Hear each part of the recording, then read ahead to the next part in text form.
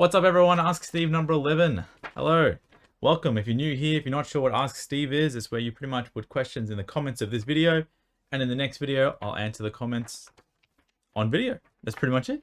I'll sometimes use my trusty whiteboard as I can't really explain stuff that well because, I'm not really any qualified sort of teacher or anything, and I have no idea what I'm really doing. But whiteboard helps me out quite a lot to put stuff that's in here into the here. But before we start, big shout out to the boy Tom for the rusty drawing. Thanks so much, man.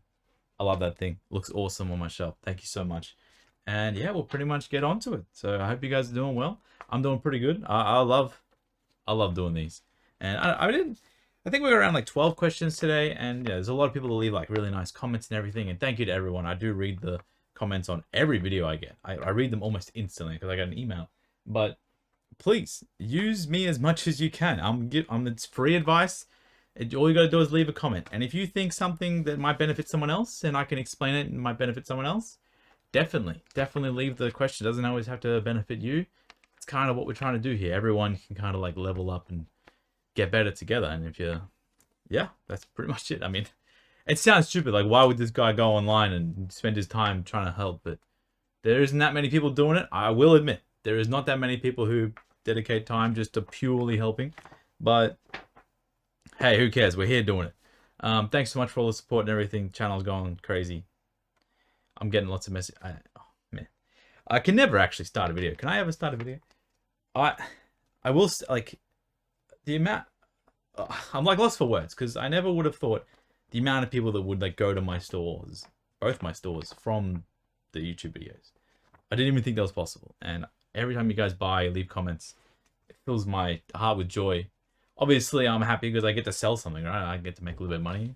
And some things I make money, but you leave comments about how nice everything looks and on the single store, and Kim honestly like melts her heart when you guys do that kind of stuff. So thanks so much. Anything you need, I'm always here. That's why I love doing these, like answering. It's kind of give back and forth, because I remember when I started and I didn't know shit. I didn't know fucking anything when I started selling Pokemon cards. So I really wish there was someone that could like help me out a little bit here and there. And I'm trying to be that someone, because I used to be stuck in the mud. I might even feel like I'm stuck in the mud most days, but like I used to be like in the mud. Like I'm talking like later on in the video I'll get some stories about how shit my life was. But I was happy, and that's all that matters. Money doesn't really bring happiness. So I was happy before. I'm happier now. I'm saying I'm not, you guys know what I mean. All right, let's start it off. I don't know what I'm doing. I should redo this intro. Should I? Nah, fuck it. Let's go. All right. Card Collector UK. I don't have any water. All right, I might have to get water halfway through the video. All right. Card Collector UK. Hi, Steve. How's it going?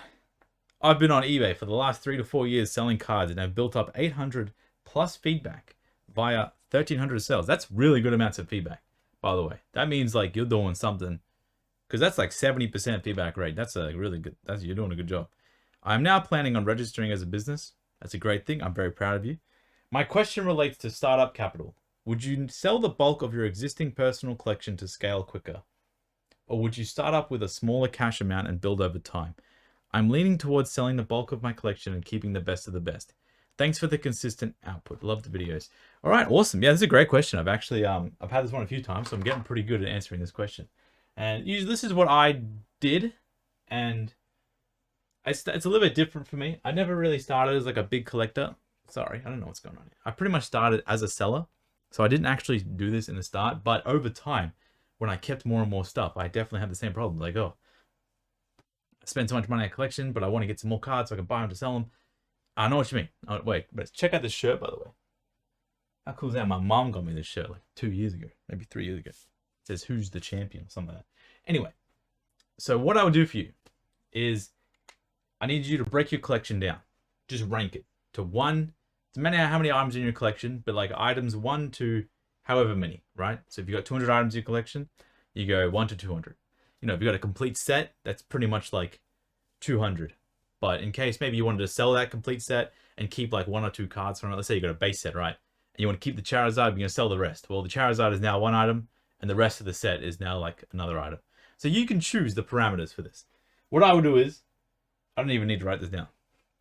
what I would do is rank it first all the way down, and then keep the top 10%. That's it. It's gonna suck, like really gonna suck. And there might be items, and this is ranking by how much you like it, not by monetary value.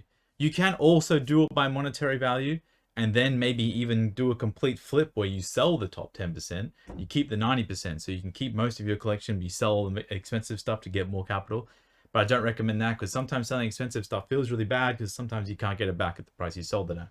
But rank your collection 1 to all the way to 200, 500, 1000, depending on how many cards you have. Sell the top. Let's sell everything except the top 10%. Keep that. And then every 6 months do that. Every 3 months do that. Even every month. If you're someone that buys a lot for their collection and likes the idea of buying a card and getting it in more than holding onto a card, then definitely do that. Because, hey, I've been known to do that. I've had cards. I don't have any examples right now, but I've definitely had cards where I bought them and I really wanted them for like months and months and months. Sometimes even years. And I finally get them. And it's like, well, I can't buy anything else now because I don't have any money left. So, I know what you mean. You can't buy everything, unfortunately, but that's the beauty of it all. So, I would do something like that, because trading cards itself, the beauty of it in selling trading cards, the absolute beauty is you don't actually make that much money. And that sounds really dumb, but there's very, very few people that actually come into trading cards and actually make a lot of money. But the best of the best that I know of, the best of the best sellers, collector sellers, kind of mixers, are the ones who sell one, buy two, sell one, buy two, sell one, buy two. And over time, their money level kind of stays the same, but like their inventory grows. It just, like, you get bigger, and then you get a little bit bigger, and you get a little bit bigger, but like maybe you only gain a little bit of money every month, but you're gaining more value in the inventory. And that's, I like to like really preach that, because that's all I've ever done. All I've ever done is try to get as many cards as possible. As you can see around me, as many cards as possible. If I like pan the camera I've never panned into that corner before. And oh my God, I wonder is this going to look bad on the video? I think I can just move this. Is this going to, oh my God, there's just cards. I mean, there's no light back there, but oh my God, if I pan, this is my stock shelf, by the way. Like, there's some black boxes there, some bubble wrap. But there is like boxes and boxes and boxes of stuff here that I've just gained over time. Way too much in it. How cool is that? I just did that. I've never done that before. Hit this wall again. But yeah, I just highly suggest selling some stuff if you really want to get into this. If you're actually making this like I need to sell because I want to buy and sell a lot more, but I have so much kept up in my personal collection. Like, I understand it's such a terrible feeling selling that stuff, but like, it's super important just to let go, and you'll be able to get it later on down the line. And maybe if you have some pretty good stuff, feel free to reach out to me, and you'd be like, hey Steve, do you think, I don't really like talking about market stuff and like theoreticals, but like, which one of these 5 cards do you think I should sell? I like them all equally, and maybe I can help you out, something like that. But yeah, that kind of stuff, just rank them all at the amount you like them, and then just sell everything. You'll know from the rankings. You'll know what to do. Okay, so good luck to you, and always there on Instagram if you need to reach out. Aiden2347. Hey Steve, do you ever get burnt out from constantly browsing listings looking for raw cards or having to package so many items? And if so, how do you deal with that burnout? What's up, Aiden? Me personally, to be honest, no. Do I get tired of like doing listings? Yeah, I mean, look, this is what I'm working on. This is what I'm working on tonight. Listing card ass singles. So haven't sold these in a while, but finally on Kimmy's cards, we're gonna have some card ass cards available. And this is just one complete set, a 151 set complete. I'm listing these all up, and then I'm gonna go through the rest. Condition check. Do I get sick of doing that? Yes, but is it better than getting up at 4 a.m. to drive to work at the supermarket where I used to work? It's a little bit better. It's always like hindsight with these kind of things. I think sometimes we can, as human beings, we lose a little bit of sight sometimes of like what's actually. My hands look really weird when I do this. What's actually going on in like the real world? But I'll address the second part first. Like,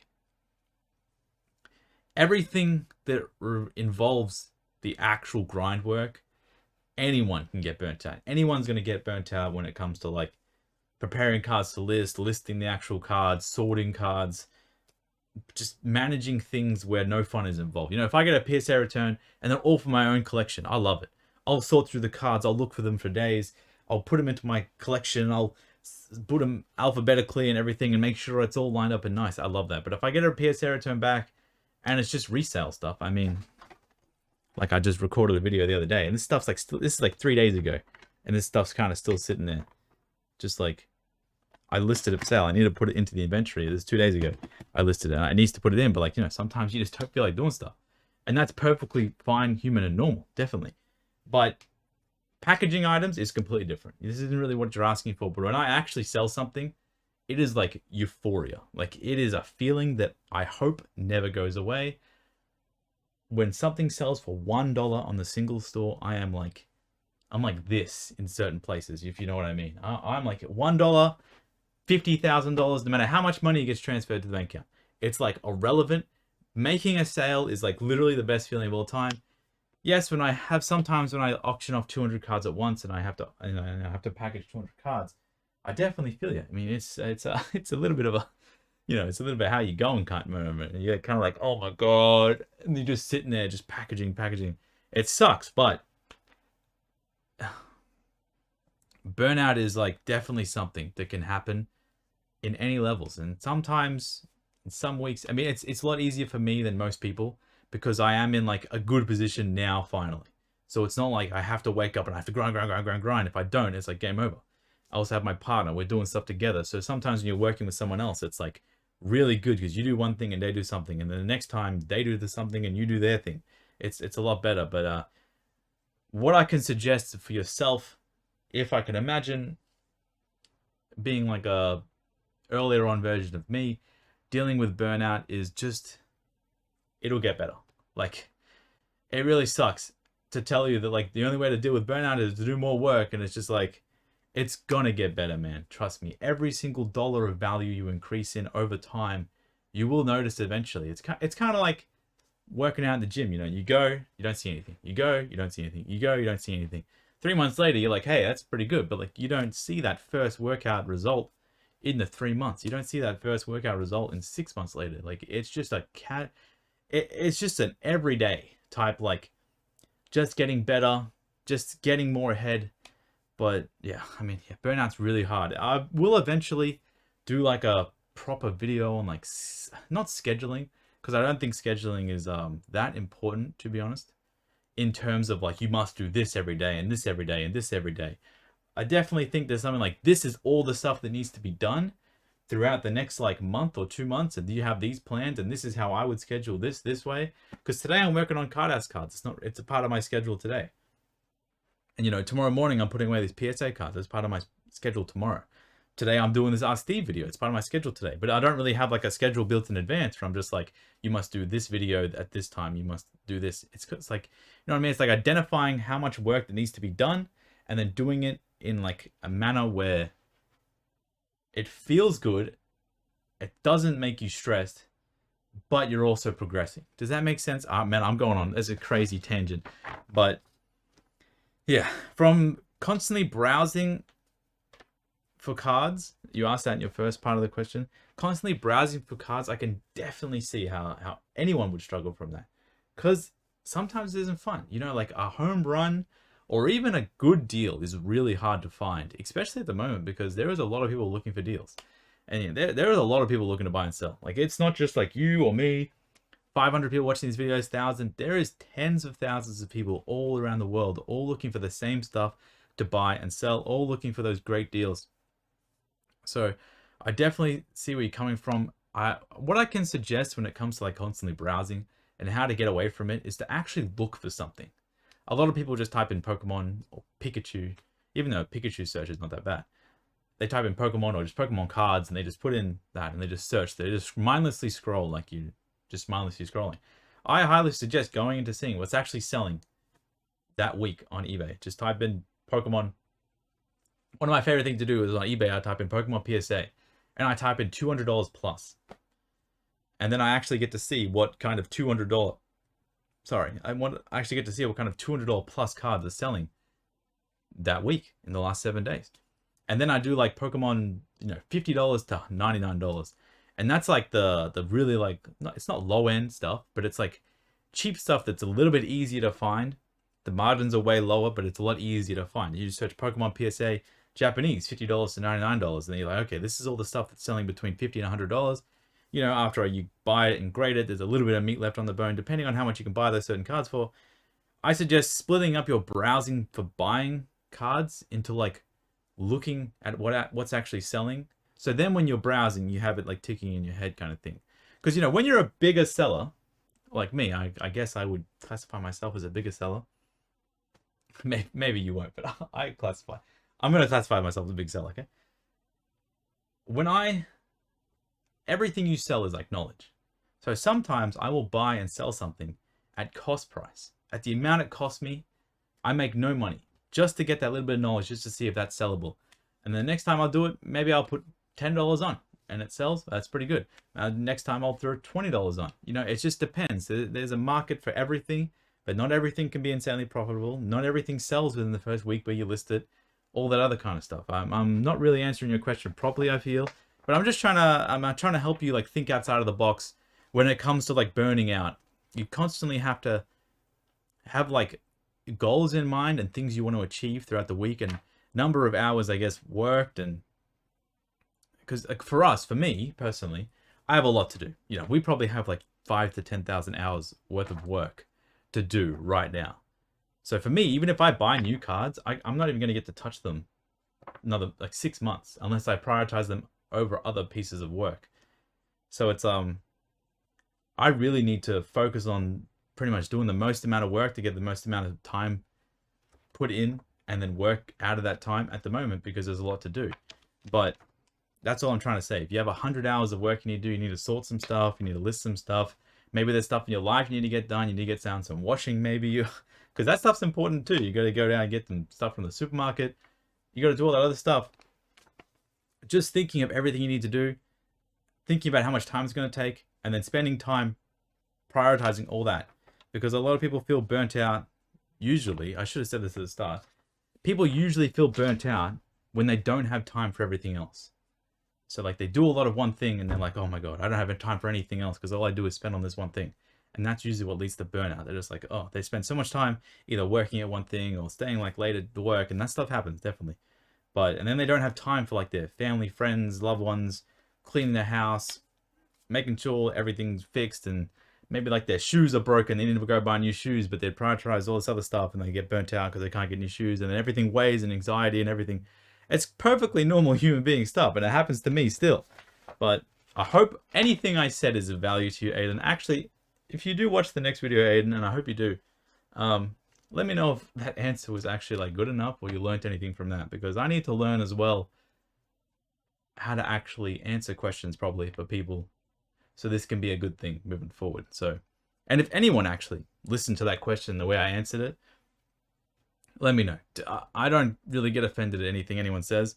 So if you say, hey Steve, you jumble up the words too much, you don't know how to speak English properly, all that other stuff, just tell me. But yeah, I hope that helps. I'm gonna get some drink of water.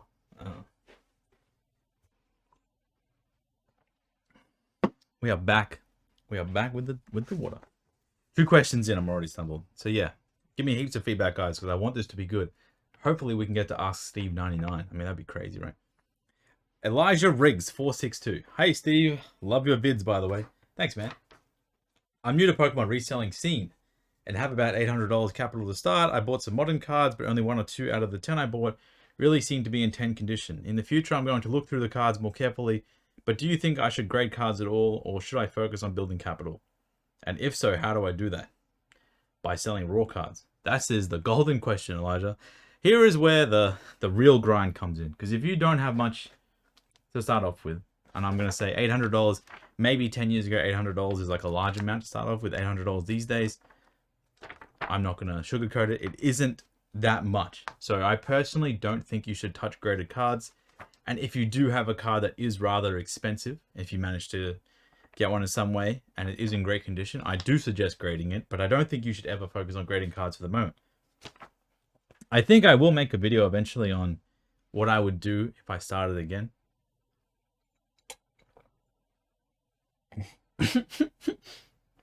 Sorry, my throat is actually killing me. Um, what I would do if I started again, but if I that's a long time away. But if you guys want to see that, let me know. But here's the advice I can give you. I'm going to try and tiptoe on a little bit of this because this is pretty financial based question. So don't worry about grading cards. Don't worry about checking condition. Like obviously check condition, but don't worry about any of that. Don't worry about trying to get 10s. Don't try to do that because it's not worth it at the moment for you. I think what you should do is, I hope, whether you're in school or you have a part-time job or something like that, definitely focus on those things. Focus on your schooling, focus on your part-time job, focus on earning income that way.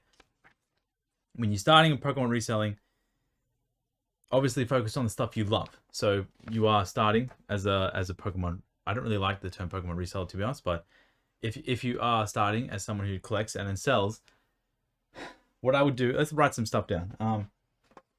Let's focus on raw cards, right? So if you should focus on raw singles.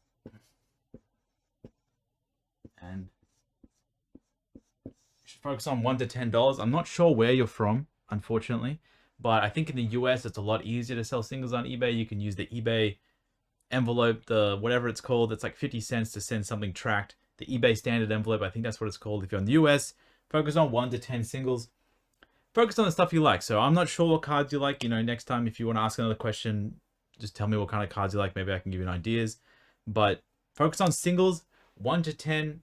Use anything, any benefit you can. Set your shipping to the amount it costs. So if it's $3 for a tracked envelope if you're in Australia, or if it's 50 cents in America, it's so crazy they have that eBay send envelope. Definitely focus on singles. Focus on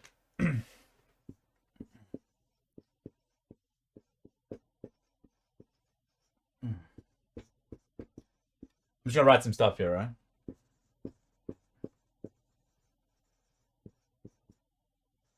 All right, so focus on $1 to $10 singles, breaking even on some stuff. Maybe you buy a few things, you buy 5 cards for $35, and then you sell them on eBay for $10. And after all the fees, you might only come out with like $7, $8 each. You get your money back, but you need to focus on like the repetitive. Is that a word? Repetitive? Yeah, get some reps in. Repetitive, that's a word, right? You want to get some repetitive sales going to kind of get an idea around like, okay, what sells? How does this actually work? Because, you know, you can't just jump in and just make a whole bunch of money. That's not how it works. So you want to focus on raw singles, $1 to $10. Maybe there's a whole bunch of like non-holo popular species cards or like stuff that sells well, like a Pikachu card or Dragonite, Charizard, stuff like that. Stuff that's really cheap.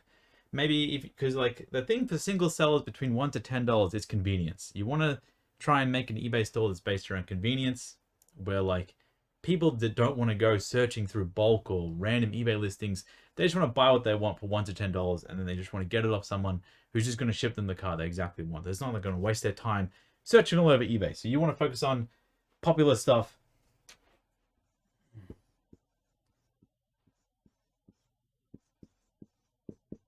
Popular Pokemon, all right? That's also a really good thing. So you're just gonna get an idea of like really what's actually happening in the Pokemon sphere. Like, I can't give recommendations because by the time the video comes out, maybe it's a week later, everything's changed. But just focus on the amount of time you put in.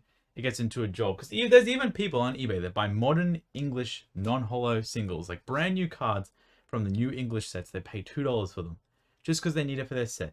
And a lot of people don't want to put the work in, obviously, because it's only a $2 single. But if you learn how to ship stuff, if you learn like what buyers might want, if you build like sort of like a following and like a little bit of feedback, people come to you. The moment people start buying 2, 3, 4 cards on your eBay, you'll notice your money will actually start growing. Your inventory will start growing. There's people that sell 1,000 cards for $15, 2,000 cards for $15, or 1,000 cards for $20, I think. So like the random going rate on like Facebook groups and stuff like that. And there's nothing wrong with buying someone's like 1,000 bulk cards, 2 cents each. I think that's the English modern rate. Going through all those cards and then listing like 100 of them for $2 each. And you know, you might be going like, no one's gonna buy my 2-cent cards for $2 on eBay. And dude, I do it every day. I've done it every day for like 7 years. I've sold $2 cards, $1 cards. I sell cards for $1 plus shipping, and I don't care. I make 10 cents. It's not the end of the world. I just learn, hey, that's what that sells. Maybe in a little bit time down the road, that'll be a $2 card. It'll be a $3 card, or maybe in better condition, that's a $3 card. that's what I suggest. Also, I wrote time management. It kind of gets you better at listing. You know, if you're spam listing $2 cards, if you're spam listing really cheap stuff, you learn how to like be more efficient in buying envelopes in bulk. Oh yeah, that's pretty good. Oh, I don't need to write that. Yeah, you'd be more efficient in buying like envelopes in bulk. You'd be more efficient in buying bubble wrap and boxes and listing cards in bulk. And then you learn how to sort inventory. Then as you learn how to sort inventory, you learn how to find the cards in the inventory a lot faster. Because some people just list their cards and throw them on a shelf, and every time they sell something, they have to go, where is it? Where is it? Where is it? And it's just like, that's bad because they're wasting so much time trying to find the stuff when they should know where it is. But some people, they just like, they list a few things, and then next week they list like 10 more things, and then 2 weeks later they list like 5 more things, and they go, oh, listing's so hard. And yeah, it's hard, and yeah, it sucks, but like, the grind is how you grow. God, that feels good. The problem with my office is my office gets really hot, and I run the aircon while I record, and the aircon dries out my mouth, making the throat really dry. So that's why I have to swallow the water like a monkey. So I hope that answer helps you out, Elijah. I'll definitely make another video in the future, like how I would start out again, and kind of give very similar advice, because it's people want $2 cards. People don't want $100 graded cards all the time. I'll tell you right now, I have like 4,000 graded cards right now listed, maybe that. And like, there's some days I might not even sell 5 cards, 5 to 10 cards. Like, it's like, and on a singles account, we might sell like 150 one day.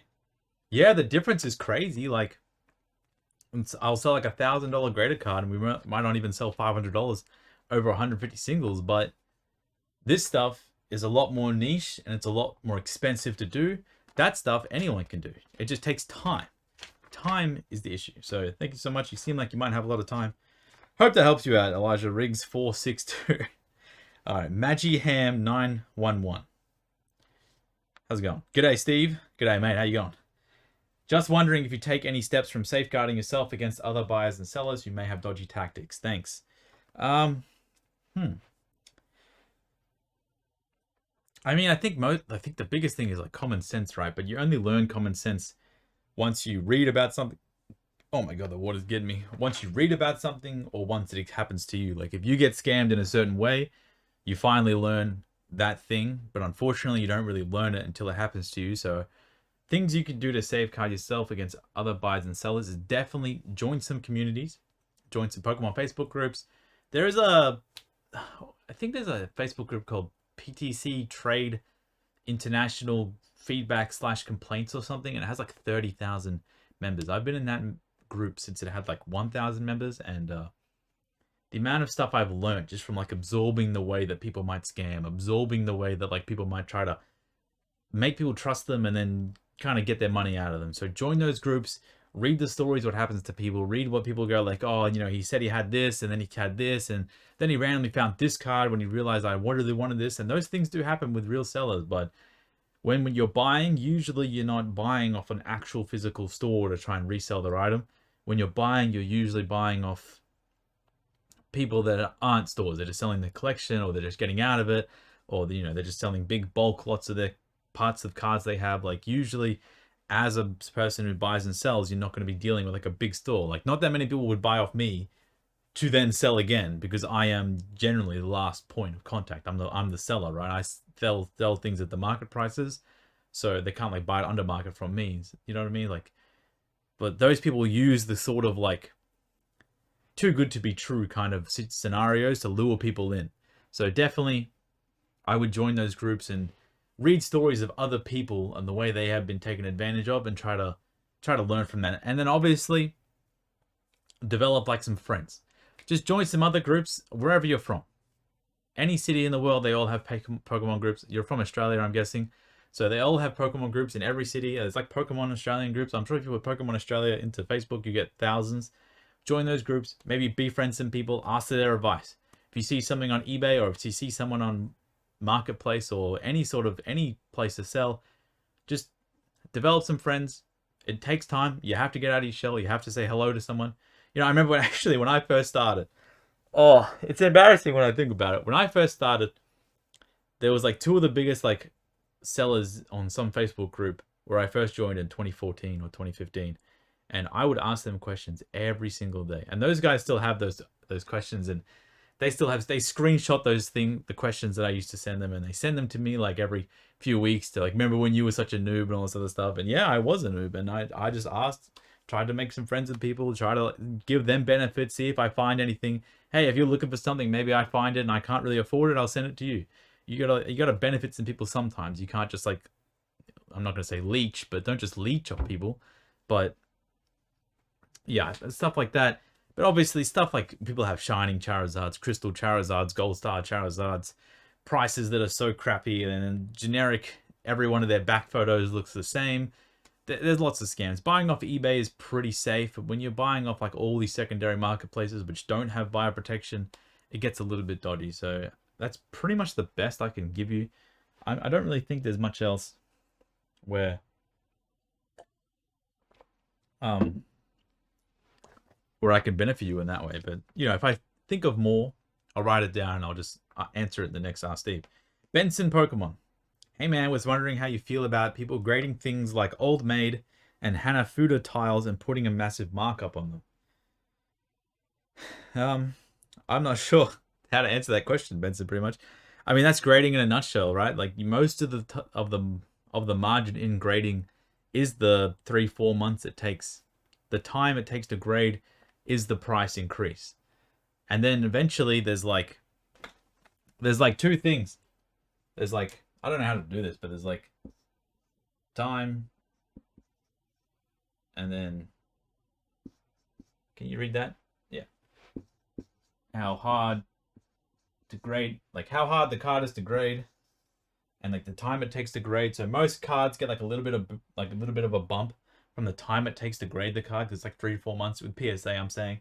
So when you talk about like the Old Maid decks, they're really cheap. Those cards are like 5 cents each, but they might sell $40, $50, $60 graded because of the time it takes to grade. But then it kind of cuts off a rack around here because they're really cheap and everyone can do it. And over time, everything gets flooded.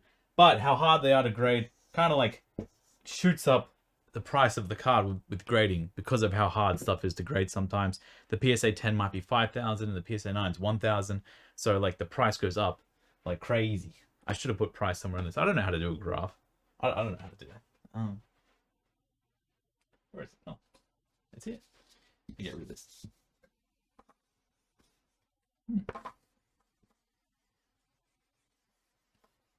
I think I need to get a new whiteboard eraser.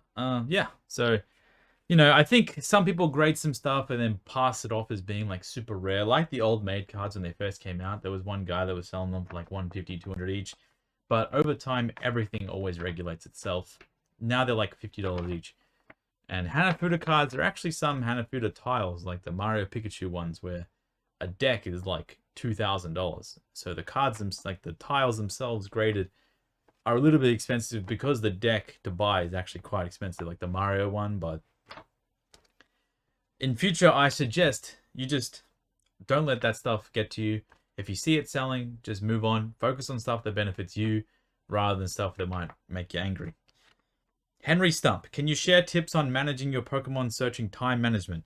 I finish work and get sucked into 2 to 3 hours of deal hunting, getting my dopamine fix when I get a steal.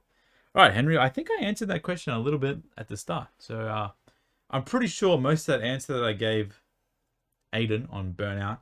But same thing, man. You know, just actually search for what sells and then search for that stuff and then try to buy it. So you know the time spent searching. Like, man, I don't like giving recommendations, but this card here, good example. Beautiful card. Love this Reshiram Charizard GX. However much it is raw, I think I sold one of these for like $200. It's probably like $70 raw. If I have really had to give a guess, it's been a while. But if you see that sell for $200 and then you go seeing how much you can buy it raw for, you don't have to search for a deal. There's a guaranteed win right there. You just try and search for one that's like pretty good centering. Obviously, if there's back pictures, check for like no edge wear and stuff like that. And you just use the information that is given to you all over eBay from actual sales, all over everywhere in the world. There's tens of thousands of items selling every day. Don't try to do like a deal hunting search, because it's not going to be beneficial, because you're just going to be left empty-handed more times than not. So I hope that helps you out, Henry. Slab Vault. To reach 3 to 5 buy it now sales per day, how many cards would you need to have in your store on a monthly basis? That's a hard question, man. That's like, because, you know, my greater card store, there are days where I sell 30 cards and there are days where I sell 5. I have like 3 to 4,000 listings usually. I think at the moment, I think I have like 2,500, and it goes up and down depending if I take them down and auction them off or anything like that. You'll find there's most things on eBay sell if they're like under $20. They can't really sell if they're like, not can't, but like under $20 is like the sweet spot for selling on eBay, because most people can't afford a lot of stuff, so they buy cheap stuff, and that's perfectly fine. So to reach 3 to 5 sales a day, it's kind of rough, because you could probably sell $2 singles and sell 5 every hour. If they're really cheap and it's a desirable item, you can probably reach that very easily. But, you know, if you're selling like high grade PSA cards, well, maybe it takes some items take a little bit longer to sell, and that is okay. So it's a little bit different. They're not necessity items. You can't really judge demand. I actually don't know the answer to that question, but what I can recommend, I actually can't recommend anything. I can't even think of anything, to be honest, because you can have 100 cards in your store and you could probably sell 10 every day. If they're desirable things, if everyone wants them, if they're cheap enough, if the margin's low enough, you know, if you're making money, like, I can't even, like this card here, let me see, Radiant Charizard. It's a Shining Charizard. I make $5 per card selling those on eBay. 5 Australian dollars per card. This right here cost me $150, maybe. Before fees, like $150 just to get all these in cases. There's 4 cards here. I used to have 50. There's 4 cards here. So I have to sit on $150 of cards, how much it cost me just to make $5 on each one. But I sell maybe 1 every 3rd day. And that's a pretty good sell because it's really cheap. Everyone likes it. It's Radiant Charizard. But the margin's incredibly low. I can't make any more examples because I don't really have any. But sometimes, even today, I sold like some random niche Mimikyu card that I listed 7 months ago. You can't judge demand with a lot of this stuff unless you're selling really cheap stuff that's a brand new set. I mean, I sell people selling Pokemon 151 English reverses for $2 on eBay right now. Like right now, you can go and you can buy booster bundles, you can break them down, you can sell them as $2 reverses. It's not pretty. It's not a replacement for full-time wage. It's not pretty, but it gets the job done. And 1 second, sorry. Yeah, to reach 3 to 5 is kind of rough. That's why I recommend a lot of people to do the break-even stuff. Because if you are already running like a kind of a card shop on eBay, if you're already running something where you might sell 1 or 2 things profitable every once in a while, I don't mind spending. What's an example? I actually have the Radiant Charizard ungraded on my single store. I buy them for $7 or $6, I think. I bought them, I guess. And I sell them for $8 on the single store. After shipping and fees and everything, I get $6 back. I don't make any money. But it takes me probably 1 minute to print a label, put it on an envelope, add the tracking in, put the card in, card saver, everything together. It's all in one box in one row. I'll sell 3 a week, 4 a week in just a single store. I don't make any money, but I'm already going to the post office.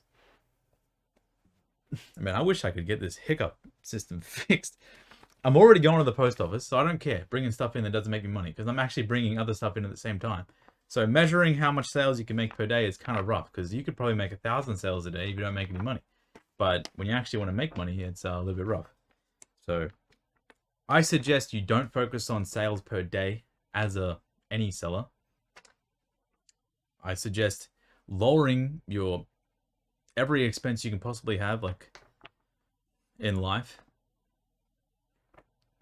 How am I supposed to? What am I trying to get? I'm kind of going on a tangent here. Sorry, mate. Did you watch my brain just explode? So, like, when it comes to selling, the best thing about selling online is the overheads are the same as if you weren't selling online. So me, in my house, it's the same mortgage whether I sell online or I don't sell online, right? If I just went to work somewhere else, it doesn't matter. So that's why selling on eBay is really good. I mean, there is the eBay store fee if you do pay for a store, but you don't actually have to pay for a store. But, so there's no, like, my expenses to run my online stores, well, for me, it's a little bit different because my operation is a little bit bigger. But for me, when I was brand new, it was like $14.99 a month to run the basic eBay store. That's how much it used to be. So you keep your expenses as low as possible. That means when you buy stuff, if it's a good item, you have a little bit of margin attached to it, you list it online. If it's a Pokemon item, it's really popular, Pokemon's insane, it most likely will sell over time. There are cards that we listed in the single store when we first started it 3 years ago. We sold one yesterday. What was it? Oh my god. It was like a Mawile Holo from some EX era set. $19.99. We listed that 3 years ago and it sold. Sometimes things take time. It's not beautiful. You know, if everything sold instantly with a lot of profit, it would be crazy. We'd be doing some crypto NFTs kind of stuff. So all I can say is just keep on keeping on. List your items. Focus on things that you can control. Focus on how many list items. Losing my brain. Focus on how many things you can list per day. Focus on how many cards you can sort in 2 hours worth of sitting there, sorting some cards, sorting some bulk. Think about spending 2 hours searching for items to buy. Think about searching 1 hour looking at sold listings. The things that you can actually control are so much more important than how much money am I going to make today? How much sales do I need to make today? That's why I always tell everyone, don't quit your job, stay in a part-time job, stay in anything, because trust me, before Pokemon kind of exploded like crazy in 2019, being a full-time seller without an income, like a full-time job, was miserable. I'm saying there was some weeks where it's over. And I'm not gonna lie, I even get the thoughts kind of a lot these days, because it's just like people stop buying, it's over. So like definitely focus on things you can control. That's all I do. I try to get as much listings as I can done, try to sort things, try to manage my life, try to stay healthy a little bit. Maybe I eat too many donuts, sausage rolls, but don't worry about that. But yeah, I hope that helps in some way. D-Rock, I don't know if you have covered this or not, but what are your opinions selling on Whatnot? Well, I'm not really too sure. I haven't really ever thought about it. Whatnot as a whole is the experience on Whatnot is pretty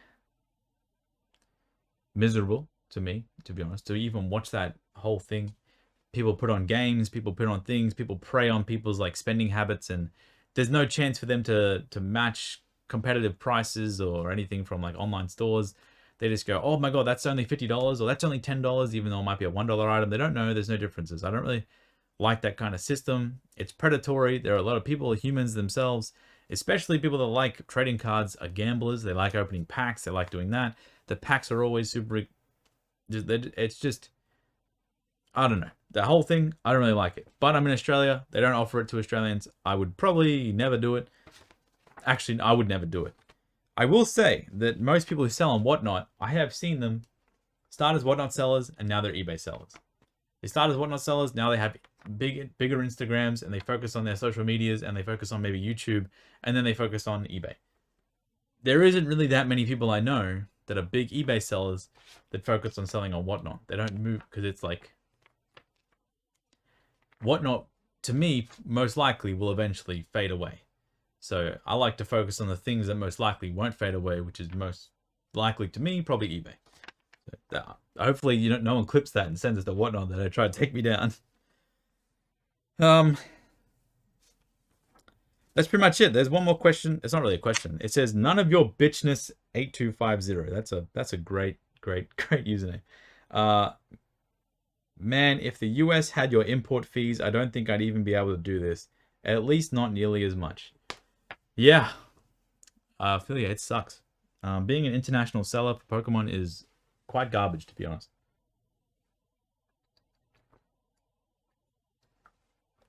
Especially in Australia, you know. We're pretty lucky in Australia, 25 million people, but we're 25 million strong. We're a wealthy nation. There's plenty of money to go around, so it's not as bad as other places. Like people in the UK are not too bad there, but you gotta remember, like I'm in Australia, 25 million people. America's like 300 million. It's like the difference what 280 million more people does for you is absolutely unreal. The volumes that sell in America are almost 25 times the volumes that sell in Australia. And yeah, it does weigh down on me a lot.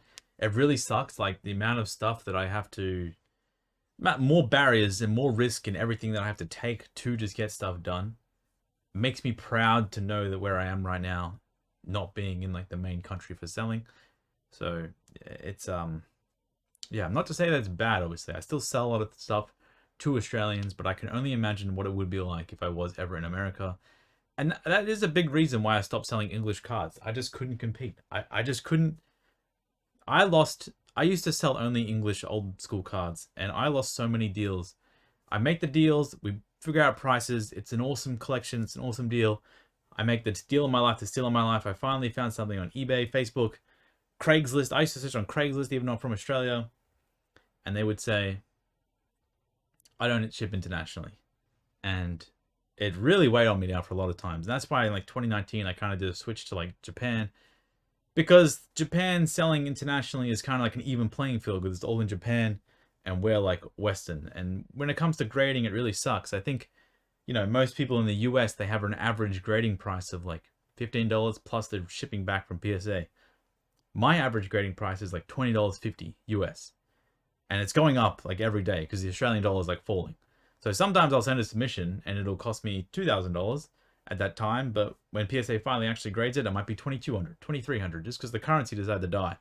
And yeah, it gets to me a lot, but I just remember like, hey, I'm not doing that bad. It's not the end of the world. You know, the advice that I can give isn't region locked. So that's one good thing, but I can only imagine what it would be like for me if I was in America. I'll tell you that. I don't know. Life's pretty good, so I'm not ever gonna like think of hindsight. But they always say the grass is always greener, but maybe it's not. You know, there are a lot more sellers and there's a lot more other down. I love where I live in Australia.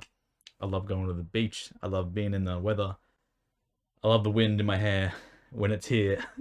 You know, I don't actually really enjoy going to the beach that much. I don't know why I said that. But that's pretty much it, guys. Please leave some more questions next time because I don't mind doing only 10, but I want to help as many people as possible. And I'm sure if you're watching, even if you're watching me for the longest time, even if you ask the question over and over again, ask me anything, man. That's what I'm here for. There are people out there who like, you know, ask for a payment for the advice they give. And I am better than them. And I will say that 100 million times over and over again. I am better than them. I'm better than them in everything. Is that even how you say the words? I am better than them. So, the advice that I give will be more honest. It won't be financially backed. I'll do my best to help you. It sounds kind of cocky for me to say that I'm better than those people that kind of take money for advice. But trust me, out of the mud into this, I'm here to help. That's all I want. That's it. The main reason why I give advice is so I can help people. And the only thing I will ever ask, from you, I actually will ask one thing. Some people ask for payment. I ask that you help other people. Okay? I helped you. You help other people. That's all I ask, you know, because people helped me when I started, and I wouldn't be where I was if people didn't help other people. So that's all I can say. If there's a newcomer. If there's a newcomer, help them out. Someone new to collecting, help them out. Someone has an easy question somewhere in some random YouTube comments, help them out. Someone on Facebook asks some silly question, like that's such a dumb question. Just help them out, man. They don't have the knowledge. They might not be as lucky as you, or maybe they haven't stumbled across the same sort of resources. That's all I can ask, okay? That's it. That's a little bit deep at the end, but that's it. I'll see you guys for number 12. Thanks so much for all the support as always. I wonder how, can you guys see the sweat on my forehead? Oh, this camera's really good. Oh man. All right. Thanks a lot, guys.